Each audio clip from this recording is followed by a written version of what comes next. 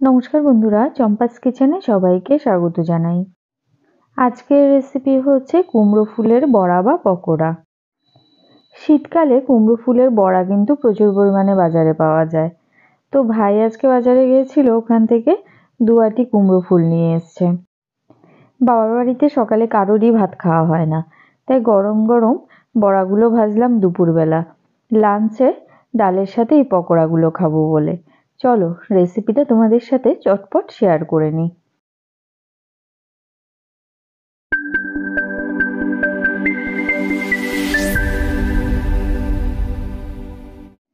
দু আঁটি কুমড়ো ফুলের বড়া ভাজবো। তো কুমড়ো ফুলগুলোকে প্রথমেই বোটা থেকে আলাদা করে নেব, ভেতরের এই পুংকেশরটাকেও ছাড়িয়ে নেব। তারপরে ফুলগুলোকে হালকা করে ধুয়ে বেসন গুলাতে ডুবিয়ে বড়া বানাবো। যেভাবে ভিডিওতে দেখাচ্ছি এভাবে ছাড়ালেও পারো ফুলগুলোকে, আরেকটা পদ্ধতি দেখিয়ে দিচ্ছি, ওভাবেও ছাড়ালে কিন্তু তোমরা পারবে। আমাদের চ্যানেল চম্পাস কিচেনের রেসিপিগুলো যদি তোমাদের ভালো লাগে তাহলে অবশ্যই চ্যানেলটাকে সাবস্ক্রাইব করে নেবে এবং পাশে থাকা বেল আইকনটাকে প্রেস করে দেবে। এতে করে যখনই আমি নতুন ভিডিও আপলোড করব সাথে সাথে নোটিফিকেশন তোমাদের কাছে পৌঁছে যাবে। তোমাদের সাথে কথা বলতে বলতে এইদিকে মোটামুটি আমার সবকটা ফুলের বোটা ছাড়িয়ে নেওয়া হয়ে গেছে। এবারে খুব হালকা হাতে ফুলগুলোকে ধুয়ে জল ঝরিয়ে নেব।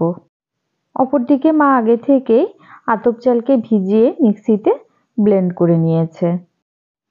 এবারে এর মধ্যে দিয়ে দিচ্ছি বেশ খানিকটা বেসন। যেহেতু অনেক কটা ফুল, তাই বেসন আর চালের গুঁড়োর পরিমাণটা একটু বেশিই দিতে হবে। 1 টিস্পুন দিয়ে দিচ্ছি কালো জিরে, দেব 1 টিস্পুন হলুদ গুঁড়ো, 1 টিস্পুন দিচ্ছি নুন। এবারে সামান্য জল দিয়ে সমস্ত উপকরণ ভালো করে গুলে নেব। ঝাল ঝাল খেতে চাইলে সামান্য লঙ্কা গুঁড়ো ব্যবহার করতে পারো, যেহেতু রিক খাবে তাই এর মধ্যে আমি আর গুঁড়ো লঙ্কা ব্যবহার করলাম না। খুব বেশি পাতলাও কিন্তু ব্যাটারটা হবে না, আবার খুব বেশি ঘনও যেন না হয়।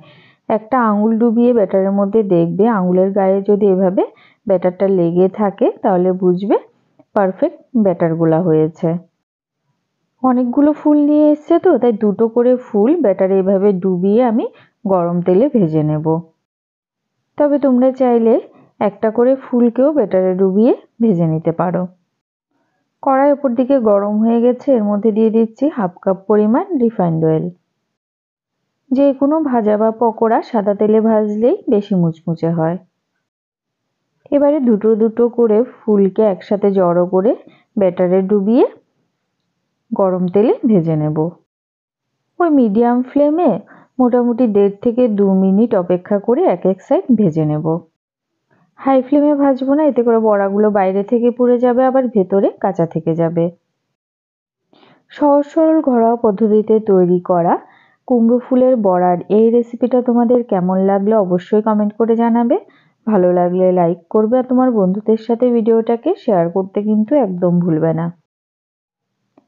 একটা সাইড ভাজা হয়ে গেছে, অপর সাইড উল্টে দিচ্ছি। ঠিক একইভাবে আরো 1.5 থেকে 2 মিনিট অপেক্ষা করে বড়ার অপর সাইডকেও লাল করে ভেজে নেব। দুদিক থেকেই বড়াগুলো ভাজা হয়ে গেছে। এবারে গ্যাসের আঁচটা হাইতে করে একটু গোল্ডেন ব্রাউন কালার করে নেব। শুরুতেই কিন্তু হাই ফ্লেমে ভাজবো না, বড়াগুলো দুদিক থেকেই ভালো করে ভাজা হয়ে গেলে তারপরে মোটামুটি 30 থেকে 40 সেকেন্ডের জন্য হাই ফ্লেমে অনবরত নাড়াচাড়া করে এগুলোকে ব্রাউন কালার করে নেব।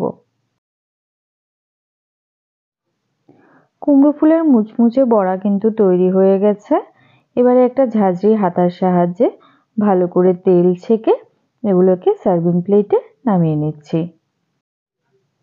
এই শীতে মুচমুচে কুমড়ো ফুলের বড়া বা পকোড়া সন্ধ্যেবেলা চা কফির সাথে যেমনি ভালো লাগবে, তেমনি দুপুরবেলা ডাল ভাতের সাথেও খেতে অসাধারণ লাগবে। তো বন্ধুরা, ফার্স্ট ব্যাচের পকোড়াগুলো তৈরি হয়ে গেছে। ঠিক একইভাবে আমি বাকি কুমড়ো ফুলগুলো দিয়েও পকোড়া ভেজে নেব। রেসিপিটা ভালো লাগলে লাইক, শেয়ার এবং কমেন্ট করবে। তোমাদের সাথে কথা বলতে বলতে আমার এইদিকে বেশ কয়েকটা কুমড়ো ফুলের পকোড়া ভাজা হয়ে গেছে। এখন এগুলোকে গরম গরম ডাল ভাতের সাথে পরিবেশন করব। এতক্ষণ আমার পাশে থেকে ভিডিওটা দেখার জন্য অনেক অনেক ধন্যবাদ। ভালো থাকবে, সুস্থ থাকবে। পরের ভিডিওতে আবার দেখা হবে। বাই।